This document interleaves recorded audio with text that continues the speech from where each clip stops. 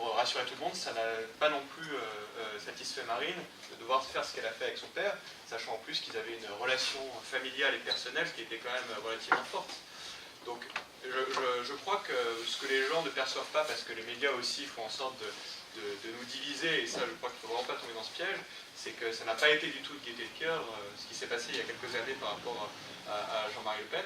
Et là encore, quand on voit certains se réjouir de l'hospitalisation de Jean-Marie à l'heure actuelle, on ne peut qu'être outré de ce qui se passe. Donc je crois que les choses ne sont pas aussi binaires, et qu'à partir du moment où on prend un peu de recul par rapport à ce problème-là, c'est sûr que c'est plus simple d'appréhender la chose. Par rapport au nom du Front National, c'est vrai que le changement a pu en heurter certains, mais d'un autre côté, on a quand même gardé le logo, on a quand même gardé le mot national. Alors c'est vrai que, je crois que Jean-Claude, toi tu es bien placé pour le savoir, c'est pas un changement qui a réuni 100% de satisfaction, 100% de vote pour, mais en même temps c'était pas l'objet. L'objet c'était vraiment de réunir une large majorité d'adhérents du Front National, qui est donc désormais le Rassemblement National, en faveur du changement de nom, ce qui s'est fait. Et je crois que maintenant, notre devoir, c'est aussi de se rassembler autour de c'est le cas de le dire, de cette nouvelle appellation, puisque c'est celle qui orientera notre bataille pour les européennes et pour les municipales à venir. Et j'aimerais revenir un peu là-dessus, puisque c'est vrai que, mine de rien, certes, la présidentielle est passée, certes, il y a eu cette déception, puisqu'on pouvait vraiment l'emporter. Alors c'est vrai que les choses n'étaient pas tout à fait semblables à celles de 2002, quand j'entends les gens me dire oui, mais Marine n'a pas été élue, c'est vrai qu'en 2002, par exemple, s'agissant de Jean-Marie Le Pen, c'était quand même difficile d'imaginer qu'il soit élu. Donc petit à petit, on se rapproche. Et moi, ce que je dis souvent aux gens qui me parlent de ça, c'est qu'on était à 17% au second tour de 2002, on est à 34% au second tour de 2017. Donc on a quand même une progression de 17%. Si on a à nouveau, lors de la prochaine présidentielle, une nouvelle progression de 17%, de 17 points, on sera à 51%. Donc je pense qu'il ne faut pas désespérer, et que tout simplement on est en train de participer à un combat de longue haleine, et que si ce n'est pas aujourd'hui, ça sera sans doute demain, et les échéances progressives qui vont arriver, que ce sont les européennes ou que ce soit les municipales, sont des échéances extrêmement importantes, parce que vous pouvez le voir à Saint-Nazaire avec nos élus municipaux, ils sont quand même extrêmement actifs au sein des instances municipales pour dénoncer toutes les aberrations de la majorité de David sans intérêt. Voilà. Donc, je crois que l'heure, justement... T'as vu Il fait tellement de bons mots sur nous.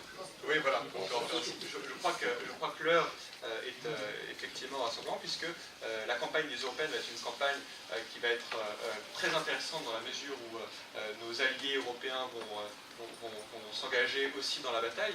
Vous avez vu que ce qui est en train de se passer en Italie à l'heure actuelle, puisqu'il y a eu ce fameux bateau de migrants qui a été refusé par l'Italie, ce qui nous montre d'ailleurs que quand on est volontaire et quand on est motivé pour mener le combat contre ces politiques d'immigration abusives, eh bien, de l'autre côté des Alpes, eux, ils y parviennent totalement. Et d'ailleurs, le récent sondage qui est sorti hier montre que 80% des Italiens soutiennent cette politique migratoire. Donc, ça montre bien que même si ils n'ont pas réuni la majorité des voix, ils ont réussi à arriver au gouvernement grâce à une alliance, les idées de la Lega sont quand même soutenues par une large majorité de la population. Et je pense que c'est aussi le cas en France. Donc c'est pour ça qu'il faut, à mon avis, orienter notre discours de sorte à continuer à convaincre, puisque nos idées sont majoritaires, on le sait, dans l'opinion. Ces européennes, je crois, avec ce qui est en train de se passer en Italie, ce qui s'est passé aussi en Autriche, vont être un révélateur, puisque à l'heure actuelle, il y a 2 groupes eurosceptiques au Parlement européen. Ce qui se passe, c'est que les Britanniques, évidemment, ne siégeront plus au Parlement européen. Donc leur groupe, qui était un peu une sorte de concurrent ou de rival du groupe Europe des Nations et des Libertés, emmené par Marine Le Pen et ses alliés, va disparaître. Ce qui fait que seul, vraisemblablement, le groupe Europe des Nations et des Libertés va perdurer, et on devrait également voir se joindre à nous, alors c'est ce qui est probable, maintenant je ne peux pas vous le dire avec certitude, les députés européens de l'Alternative für Deutschland allemande, qui également est sur une position eurosceptique et anti-immigration abusive. Donc, tous les espoirs sont fondés pour ces européennes-là, sachant que si nous sommes à minima une grosse force d'opposition au sein du Parlement européen, nous pourrons faire encore plus valoir nos idées au Parlement européen, mais ça je pense que Gilles Le Breton vous en parlera mieux que moi lors de la fête de l'industrie qui va se tenir prochainement. Et ce faisant, y compris dans les domaines migratoires, nous pourrons faire valoir nos idées. Sachant que l'objectif, évidemment, c'est de contrer la Commission européenne, qui est un organe non élu, qui est à l'initiative sur la quasi-totalité des directives européennes, en réalité. Puisque à chaque fois qu'un texte, alors je ne vais pas dire un texte de loi, puisque ça serait faire offense un peu à la souveraineté nationale, mais à chaque fois qu'un texte réglementaire de droit européen est voté, c'est toujours la Commission qui est à l'initiative, c'est-à-dire les commissaires européens comme Moscovici, qui n'ont pas été élus. Donc, je crois que les européennes vont vraiment être une échéance très importante, qui sera aussi l'occasion pour nous de faire valoir ce qu'on demande depuis des années, c'est-à-dire le retour de la souveraineté française pleine et entière, que ce soit la souveraineté territoriale, la souveraineté économique, la souveraineté législative, et enfin la souveraineté monétaire, dans cet ordre, qui sont les souverainetés que réclame Marine Le Pen. Et je crois que là encore, il ne faut pas s'engouffrer dans des débats juridiques stériles qui pourraient nous amener à remettre en question nos idées, puisque à partir du moment où on a un tant soit peu de volonté politique, on peut arriver à nos fins. Je vous rappellerai par exemple ce qu'a fait le général de Gaulle en 1962, à l'époque l'élection du président de la République n'était pas au suffrage universel direct, et bien il a contourné la Constitution pour pouvoir instaurer cette élection au suffrage universel direct, qui est aujourd'hui quasiment plus que la seule élection où on n'a pas un taux d'abstention énorme. Donc je crois que vraiment il s'agit d'une question de volonté politique, et pas du tout à mon sens d'article 50 ou de traité sur le fonctionnement de l'Union européenne, puisqu'il faut, à mon sens, et je pense que c'est la doctrine qui est suivie par Marine Le Pen, récupérer nos souverainetés sans attendre quoi que ce soit de la Commission européenne. D'ailleurs, on a vu ce qui s'est passé dans le cadre du Brexit, c'est-à-dire qu'ils ont voté le Brexit en 2016, et ils vont récupérer leur souveraineté seulement 3 ans après, ce qui est quand même énorme, en plus en s'acquittant d'une addition tout de même salée, et pendant ces 3 ans, eh bien, il y a toujours les mêmes aberrations qui sont en vigueur dans leur pays aussi. Donc, vraiment, à mon avis, ces européennes-là seront décisives pour permettre de faire valoir nos idées au niveau européen, puisque désormais, nous avons un large socle avec nos alliés de la Lega, nos alliés du FPE en Autriche, qui sont tous les deux au pouvoir, mais aussi nos alliés allemands, et puis maintenant nous avons des alliés un peu partout, en Grèce, en Bulgarie. Je ne sais pas si vous avez suivi le 1er mai à Nice, où Marine Le Pen a présenté ses nouveaux alliés européens. Donc, ça n'est pas une voie sans issue, contrairement à ce que certains voudraient nous faire croire. Nous avons ensuite les municipales. J'évoquais tout à l'heure, mais les municipales seront également extrêmement importantes, puisque là, c'est l'élection par essence où nous avons besoin de toutes les forces militantes, puisqu'il faudra être présent dans le plus grand nombre de villes possible, évidemment là où c'est pertinent de l'être, pour faire valoir nos idées dans les conseils municipaux, sachant qu'il y a beaucoup plus que ce qu'on croit de compétences intéressantes à faire valoir. Je pense par exemple à la question de la sécurité avec la police municipale. Moi par exemple à Nantes, je me bats depuis quelques années pour exiger que les policiers municipaux soient armés. Et donc après la grande série de faits d'insécurité qui ont eu lieu à Nantes en 2015, j'avais demandé la démission de l'adjoint à la sécurité de Nantes, et il avait réagi en équipant les policiers municipaux de flashballs, ce qui est c'est quand même une réaction qui est un peu ridicule, on peut se la mettre. Mais je pense que si on est dans les conseils municipaux, on peut davantage faire valoir nos positions et peut-être arriver à plus de résultats que ce qui a été possible. Sachant qu'au niveau national, maintenant, nous avons les équipes dirigeantes et Marine Le Pen en premier lieu nous ont dit que nous avions carte blanche pour faire ce que vous avez fait à Trignac en 2014, mais là, évidemment, à plus grande échelle, c'est-à-dire une ouverture par rapport à des gens avec qui on peut s'entendre et sans renier nos idées. Et sur un certain nombre de points, puisque, encore une fois, ce sont les compétences de la mairie, donc il ne s'agit pas de frontières nationales, mais sur les questions de sécurité, mais pas seulement, sur les questions de ramassage des ordures. Je crois que Gauthier l'a soulevé il y a quelques mois de cela. Il y a des problématiques qui se posent, et je crois qu'on peut y réagir, puisque ce sont des problématiques du quotidien qu'une mairie peut résoudre, et actuellement dans beaucoup de communes qui sont gérées par les socialistes, donc pour moi ce sont vraiment les deux grands objectifs, sachant que vous pouvez chacun d'entre vous participer à cet effort, soit ne serait-ce que par exemple en proposant votre candidature sur une liste lors des élections municipales, ou bien s'il n'existe pas de responsable local, vous proposez vous, ce qui est alors, là, je pense que ça peut paraître pour certains un peu, comment dire, hors de portée ou peut-être un objectif qui serait difficile à atteindre, mais en fait, c'est extrêmement simple, puisqu'il suffit juste de monter sa liste, de faire campagne. Après, on n'est pas obligé non plus de connaître tous les sujets par cœur. L'essentiel, c'est de bien connaître sa ville et puis de savoir ce qu'on pourrait proposer. Mais ça, en allant à n'importe quel conseil municipal, on peut souvent avoir des réponses.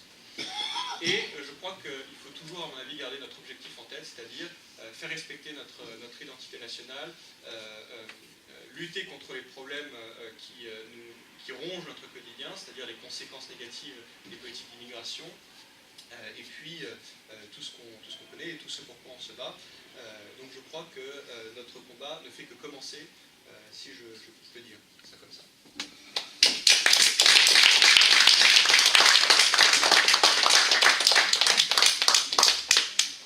Bonjour à tous. Donc aujourd'hui, tout à l'heure, j'ai été faire un plein d'essence, comme tout le monde ici, et j'ai trouvé, peut-être que je suis seul, mais je ne pense pas, l'augmentation significative des taxes mises sur le plein de gasoil par l'État.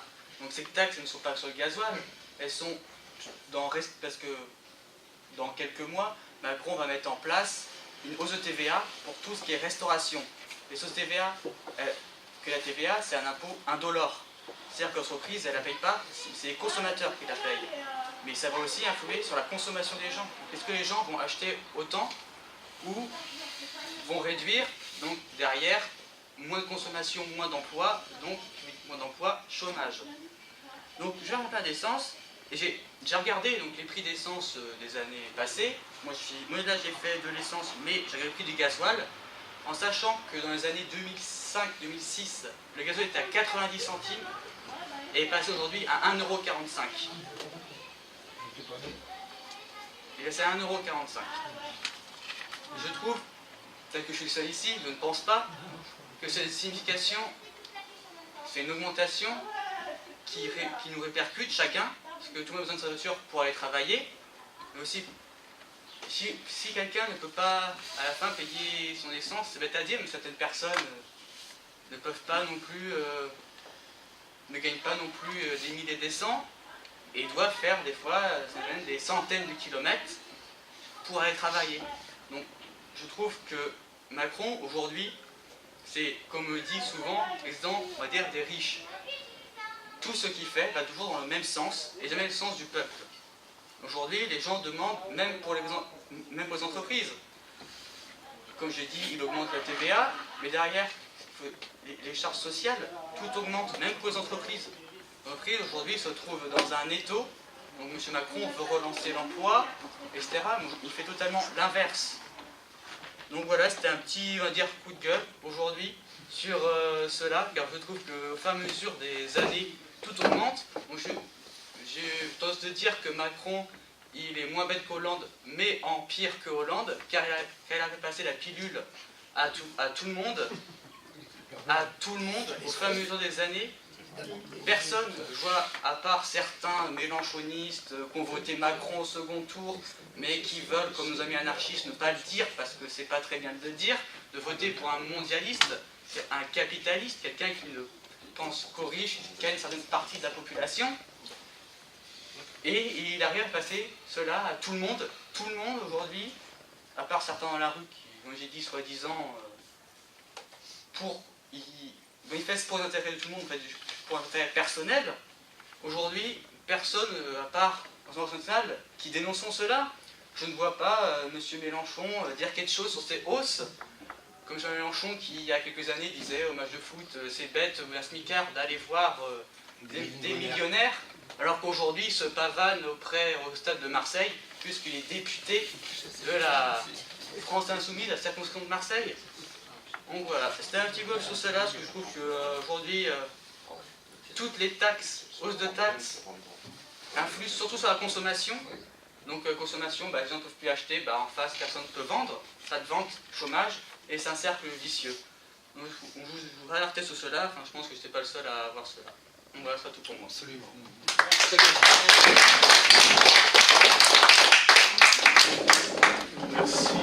Merci Baptiste, merci à nos différents orateurs. pour ces propos qui sont, je le crois, beaucoup plus optimistes que ce que vous pouvez voir dans les médias s'agissant du Rassemblement national, le nouveau nom du FN. Vous avez eu différents exemples, somme toute, de la manière dont nous envisageons la politique comme une réponse à des problèmes que d'aucuns, au sommet de l'État, considèrent comme pas très importants, mais que nous considérons comme essentiels, parce qu'ils concernent la majorité de la population et que ces problèmes sont vécus au quotidien. Lorsque Jean-Claude vous raconte le quotidien de cette insécurité à Saint-Nazaire, le fait que notre ville devienne un petit peu Saint-Nazaire, orange mécanique, avec ses petits deals, ses petites frappes, ses coups au coin des rues, et tout ce que vous pouvez voir dans les journaux au niveau des faits divers, ce sont des choses qu'effectivement nos puissants ne peuvent pas comprendre parce qu'ils ne vivent pas ces problèmes, et que grosso modo, ils n'auront jamais à affronter au sens propre les populations qui ici viennent, pour reprendre le mot de Jean-Claude, puisqu'il parlait de l'immigration, nous emmerder au quotidien. Et quand Arnaud, par exemple, peut évoquer parmi les prérogatives d'un conseil municipal le ramassage des ordures, je pense qu'implicitement tu voulais parler de l'état de la voirie aussi, le fait qu'on ait une voirie un peu dégueulasse, un petit peu défoncée, c'est pas au niveau d'une ville de Saint-Nazaire, ce sont des problèmes qui nous touchent au quotidien, qui impliquent y compris des enjeux de sécurité publique, parce que si une personne âgée ou si une personne à mobilité réduite se déplace sur une voirie défoncée, c'est un risque d'accident. Ces problèmes, nous les vivons au quotidien. Ces problèmes, les puissants ne les connaissent pas. Eh bien, ces problèmes, nous voulons les résoudre dans une approche locale, quotidienne, concrète, compréhensible de la politique, que nous vous avons exposée avec ces quelques exemples. De même qu'en Baptiste vous évoque un ticket de caisse à l'appui. Alors, je ne sais pas si tu avais montré le ticket de caisse, l'augmentation de l'essence, avec ce problème de la TIPP, cette taxe, cette surtaxe de l'État qui fait que nous payons l'essence beaucoup plus cher que nous devrions normalement. Il est sûr que cela nous concerne au quotidien, que cela concerne en particulier beaucoup de professions, les agriculteurs notamment, mais que ces messieurs qui voyagent dans des voitures de fonction et qui peut-être n'ont pas fait un plein de leur vie ou depuis des décennies, effectivement, ces problèmes, ils ne les voient pas. Eh bien, nous sommes au contact de ces différents problèmes, ramassage des ordures, le prix du gasoil et des dizaines d'autres petits problèmes, que M. Macron, qui est actuellement pris dans ses problèmes de vaisselle, ou M. le maire, qui, me dit-on, s'est fait chahuter tout à l'heure au chantier naval de Saint-Nazaire parce qu'il était en visite, ces problèmes, ils ne les connaissent pas beaucoup. Il s'est fait chahuter tout à l'heure. Non, mais je demandais s'il avait projeté à l'eau. Non, l'extrême gauche a essayé de lui interdire l'accès au STX, mais bon, il est rentré par une autre porte. Heureusement d'ailleurs, parce que sinon il aurait promulgué la loi. La méthode n'est pas très correcte, mais bon, Bruno Le Maire n'est pas quelqu'un qui objectivement défend l'industrie française. Et Arnaud, vous citez tout à l'heure M. Moscovici, commissaire européen. Je me rappelle avoir vu, il y a de cela 2 mois à peu près, une intervention de M. Moscovici devant la Fondation Jean Jaurès, qui est une fondation proche du Parti Socialiste, où il expliquait son bilan de commissaire européen. Eh bien, vous pourrez retrouver la vidéo sur nos réseaux. M. Moscovici explique calmement de quoi il a été fier lorsqu'il était ministre de l'économie entre 2012 et 2014. Et bien notamment, il était fier, dit-il, d'avoir, je cite, sauvé les chantiers navals de Saint-Nazaire. On n'a pas tellement vu le sauvetage, puisque la période 2012-2014, vous le savez, c'est notamment le début de cet épisode piteux des Mistral russes qui n'ont pas été vendus et qui de fait sont devenus égyptiens. Des milliers d'heures de travail dont on n'a pas trop su au final si ça a vraiment profité à la fois à la France et à la fois à la paye des ouvriers des chantiers navals. Bref, M. Moscovici n'a pas de leçon à donner. Et ces puissants n'ont pas de leçon à donner, que ce soit Moscovici, le maire, Macron et leurs représentants locaux, ici, comme David Samzin, ils n'ont pas de leçon à donner parce que lorsqu'ils seront de nouveau au rendez-vous du suffrage des électeurs, comme par exemple à l'élection municipale de 2020, et 2020 c'est dans pas très longtemps, c'est dans 1 an et demi, mais ça se prépare en amont, quand ils seront devant les électeurs nazériens, je ne suis pas certain, vous n'êtes pas certain, nous ne sommes pas certains, je crois, qu'ils feront les suffrages qu'ils faisaient auparavant depuis des décennies, croyaient-ils, de manière automatique. Vous savez, il y a dans les bastions communistes, par exemple, il y a cette tradition de croire qu'on peut aller être élu comme ça facilement au premier tour. On va parsemer quelques subventions par-ci par-là quelques semaines avant l'élection, et puis on se dit, c'est dans la poche. Les socialistes ici font la même chose à Saint-Nazaire, et vous les verrez dans les semaines à venir, vous proposez aux Nazériens un surcroît d'activités culturelles, un durable de subventions associatives, plein de fêtes, etc., pour, croit-il, accroître leur puissance électorale, mais il est peu probable qu'en réalité, non seulement ils accroissent leur puissance électorale, et je crois qu'il est peu probable qu'ils gagnent la mairie. C'est pour cela que nous sommes au combat, alors même si ce n'est pas une échéance tout à fait proche, et qu'il faut prendre les échéances normalement par ordre chronologique. Il faudra donc combattre pour les élections européennes de 2019, et ensuite embrayer sur la municipale. Ça va être assez fatigant d'ailleurs. Mais ça ne nous empêche pas de préparer ce combat. Toujours, comme nous vous l'avions expliqué, c'était en avril, lors de notre réunion, avec cette philosophie d'un rassemblement intelligent, d'une union des Nazériens, qui est notre mot d'ordre ici à Saint-Nazaire. Dépasser cette matrice, cet outil que nous jugeons très précieux, qu'est le Front National de Saint-Nazaire, le dépasser pour rassembler plus largement des Nazériens qui peut-être sont sans étiquette, sont indépendants, qui peut-être sont des abstentionnistes un petit peu déçus du système, des Nazériens qui peuvent être de droite, divers droite, des Nazériens, comme nous l'avons expliqué il y a quelques jours, qui peuvent être par exemple de Debout la France, le mouvement de Nicolas Dupont-Aignan. D'où le fait que nous ayons écrit aux représentants locaux de DLF une lettre ouverte avec quelques propositions ce qui pourrait être un projet commun minimal pour que nous arrivions à constituer une liste unique d'union des Nazériens contre à la fois David Samzin, qui probablement se représentera, il a dit qu'il se représentait, et le candidat, le monsieur X ou la madame X, qui représentera ici localement Emmanuel Macron. Nous ne voulons aucune de ces deux options que sont cette gauche, ce reste du Parti Socialiste et ce macronisme qui pense gagner la mairie, alors que Emmanuel Macron a très peu d'assises dans les villes.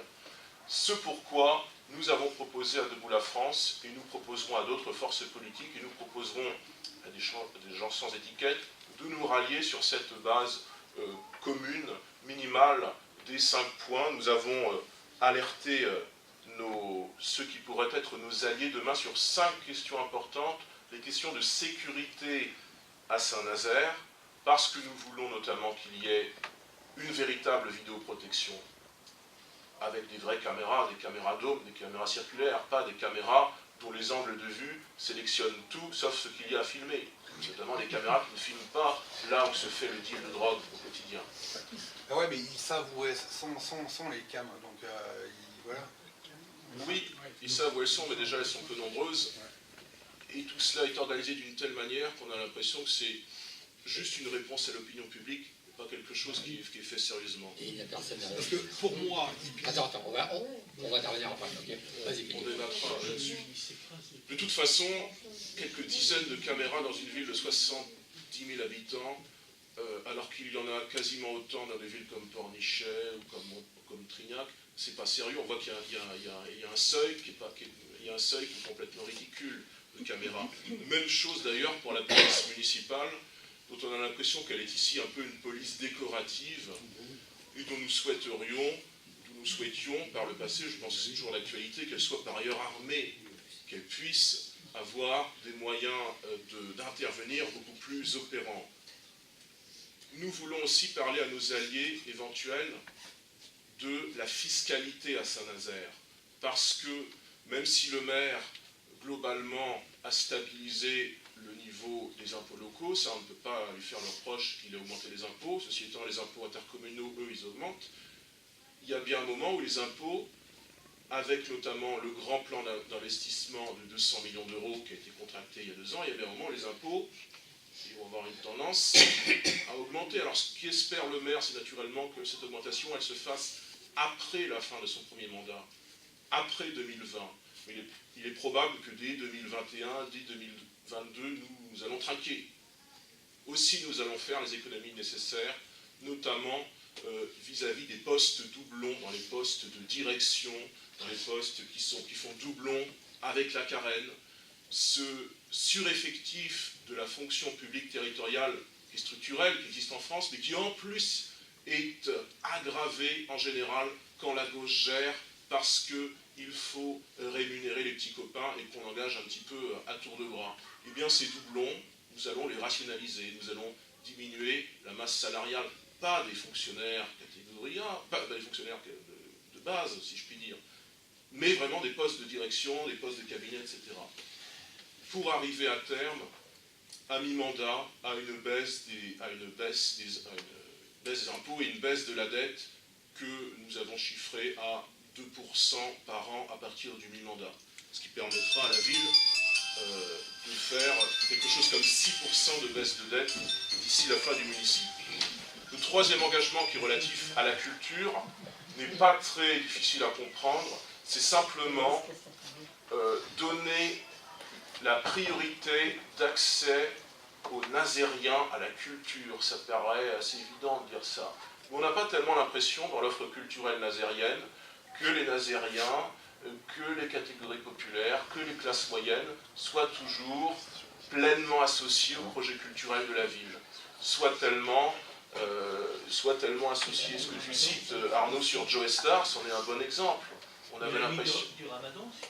Oui, par exemple. J'allais venir d'ailleurs sur l'aspect communautarisme. Ce qui est cité sur Joe Star, c'est intéressant, parce qu'on a fait venir ce chanteur, et on a failli faire venir d'ailleurs Bertrand Cantat, on peut en penser ce qu'on veut, mais globalement, c'était une offre culturelle qui sans doute ne répondait pas aux souhaits intimes des Nazériens qui n'ont pas forcément, il y a la liberté artistique, la liberté d'expression, mais ils n'ont pas forcément ces chanteurs au fond de leur cœur. Ils aimeraient peut-être une offre un peu plus populaire, une offre qui fasse la part belle à notre histoire, même si c'est une histoire récente, à notre histoire ouvrière, peut-être aussi une offre qui parle de nos cultures locales, de la bretonité. Toutes ces choses-là existent assez peu à Saint-Nazaire, parce que Samzin a fait encore plus que Batteux une offre culturelle pour les élites. Et surtout, Samzin subventionne à tour de bras quelques associations communautaristes dont nous vous parlons souvent et que vous connaissez bien, que ce soit la LICRA, que ce soit le Mouvement de la Paix, que ce soit la Ligue des droits de l'homme. Il n'y aura plus de subventionnement public pour ces associations dont nous disons et dont nous continuerons à dire qu'elles sont antinationales, qu'elles sont anti-françaises, parce que très clairement, elles disent que la France n'est pas si important que ça, et qu'encore il faut combattre, ce sont censés être des associations neutres politiquement, mais qu'il faut combattre au quotidien le Front National. Il n'y a pas de raison que la mairie de Saint-Nazaire finance des associations qui prétendent être neutres politiquement, mais qui en réalité sont archi-politisées. Quatrième engagement, et là je reviens un peu à ce que disait Arnaud, tous les espoirs sont fondés. Tous les espoirs sont fondés à condition que nous ayons du volontarisme. Il y a certaines choses qu'on ne pourra pas changer localement à Saint-Nazaire. Mais notre quatrième point, qui est relatif aux réformes territoriales, vous savez, ces lois qui ont été faites à la fin du gouvernement d'Hollande, les lois MAPTAM, les lois NOTRe, qui ont une influence ici localement à Saint-Nazaire, parce que Saint-Nazaire est devenu le centre d'une intercommunalité, la Carène, qui gère grosso modo la vie d'une dizaine de communes, qui gère des aspects très concrets de la vie quotidienne des gens. Par exemple, la manière dont doit être gérée la Brière, le parc naturel de la Brière, c'est maintenant la Carène, et c'est le PNR qui gère cela, et ça n'est plus tellement, et ça n'est plus du tout les Briérons, qui pourtant avaient la propriété du marais indivis depuis des décennies. Ça, c'est la faute de l'intercommunalité, ça, c'est la faute de ces réformes territoriales sur lesquelles nous ne pourrons pas toucher au niveau local, mais nous comptons beaucoup plus les contester au niveau intercommunal que nous ne le faisons actuellement, parce que actuellement nous sommes 3 au conseil municipal, et c'est heureux avec Stéphanie et Jean-Claude, nous ne sommes qu'un à vous représenter au conseil communautaire, à l'agglomération. Ce n'est pas tellement facile de faire passer des messages contre 59 élus qui ne jurent que par l'intercommunalité, qui ne jurent que par la métropolisation et la perte de pouvoir des communes. Par exemple, sur les questions d'urbanisme, il y a 2 ans, les communes ont perdu leur prérogative d'urbanisme. Maintenant, c'est Saint-Nazaire qui gère l'urbanisme des 9 autres communes constitutives de la Carène. Eh bien, sans pouvoir changer cela, il nous faut pouvoir contester beaucoup plus efficacement, avec beaucoup plus d'élus au conseil communautaire, cette politique nationale pour laquelle nous n'avons pas voté, parce que, et pour reprendre le mot d'Arnaud, elle est l'œuvre d'un organisme supranational, antidémocratique et non élu qu'est la Commission européenne.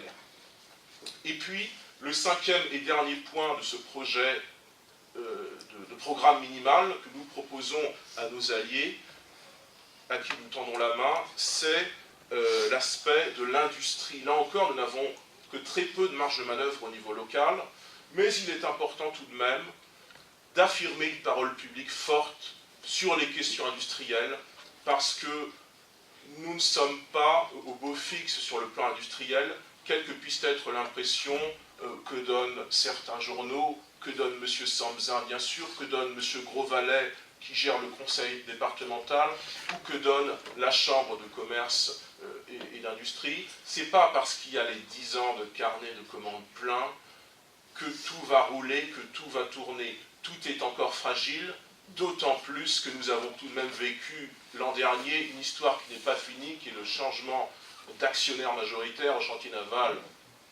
anciennement STX, qui probablement vont devenir Fincantieri, les Italiens.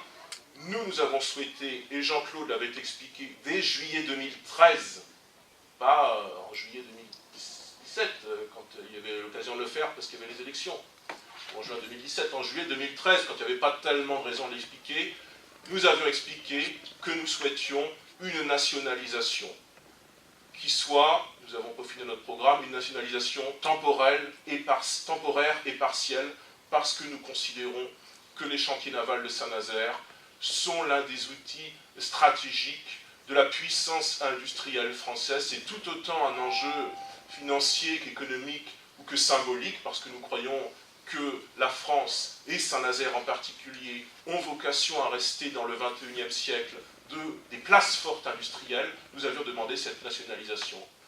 Parce que Saint-Nazaire, vous le savez, je ne vais pas vous apprendre ce que c'est Saint-Nazaire, mais enfin, si demain nous allons construire, par exemple, ce second porte-avions, oui, nous le construirons à Saint-Nazaire et nulle part ailleurs. Rien que ça devrait inciter nos dirigeants à un peu plus de clairvoyance, à aussi un peu plus de vision de long terme, et pas simplement voir l'horizon à quelques mois. Ils devraient avoir une vision de beaucoup plus long terme. Ils devraient nationaliser pour de bon les chantiers navals de Saint-Nazaire et ne pas les laisser aux Italiens. C'est pour ça que dans ces 5 points que je vous ai cités, nous proposons cette mesure peu importante en apparence, mais symbolique.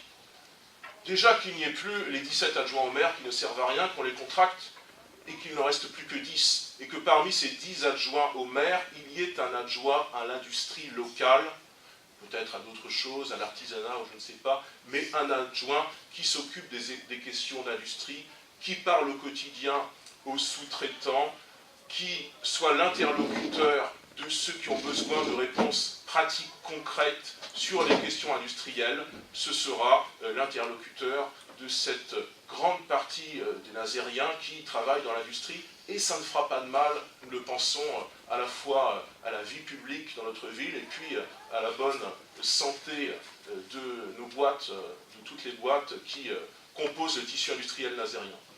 Voilà ces 5 points qui pourront demain faire un programme minimal d'une liste qui ne sera pas strictement Front National, qui sera élargie à d'autres composantes, avec des gens qui sont indépendants, qui n'ont pas forcément d'étiquette, comme je vous l'expliquais. Comme le disait Arnaud, encore une fois, tous les espoirs sont fondés, à condition toutefois que effectivement, nous préparions ces échéances suffisamment à l'avance. Bon, j'ai contacté d'ores et déjà un certain nombre d'entre vous pour que vous nous appuyiez sur les listes municipales. Nous allons nous mettre au travail de manière beaucoup plus intense, naturellement, en septembre prochain à la rentrée, avec les élections européennes et les élections municipales. Et d'ici là, je vous rappelle notre rendez-vous du 23 juin. Nous recevrons, et il nous parlera d'ailleurs des questions d'industrie, Gilles Le Breton, député européen de l'Ouest, au Parlement européen. Il viendra nous parler à Montoire-de-Bretagne des questions industrielles. Donc, nous avons du pain sur la planche. Merci.